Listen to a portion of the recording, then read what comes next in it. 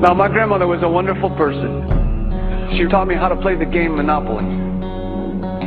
She understood that the name of the game is to acquire.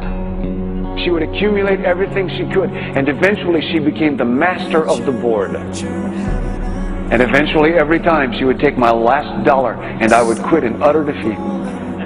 And then she would always say the same thing to me. She'd look at me and she'd say, "One day, you'll learn to play the game." One summer, I played Monopoly with a neighbor almost every day, all day long. We'd play Monopoly for hours. And that summer, I learned to play the game. I came to understand the only way to win is to make a total commitment to acquisition. I came to understand that money and possessions, that's the way that you keep score. And by the end of that summer, I was more ruthless than my grandmother. I was ready to bend the rules if I had to win that game. And I sat down with her to play that fall. I took everything she had. I destroyed her financially and psychologically. I watched her give her last dollar and quit in utter defeat. And then she had one more thing to teach me. Then she said,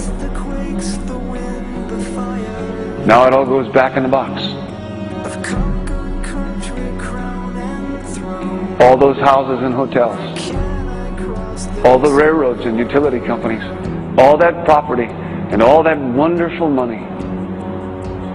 Now it all goes back in the box. I didn't want it to go back in the box.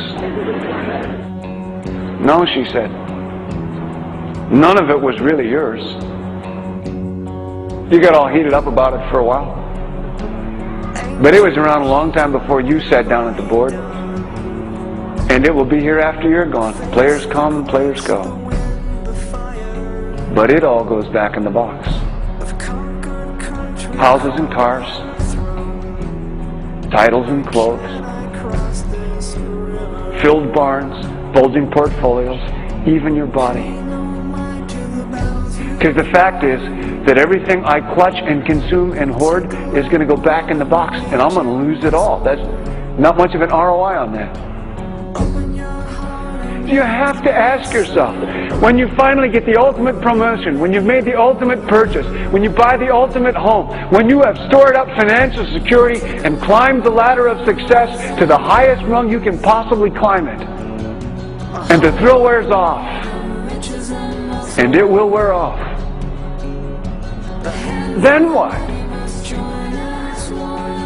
How far do you have to walk down that road before you see where it leads? Surely you understand, it'll never be enough. So you have to ask yourself the question, what matters? The hands of the many must join as one, and together we'll cross the river.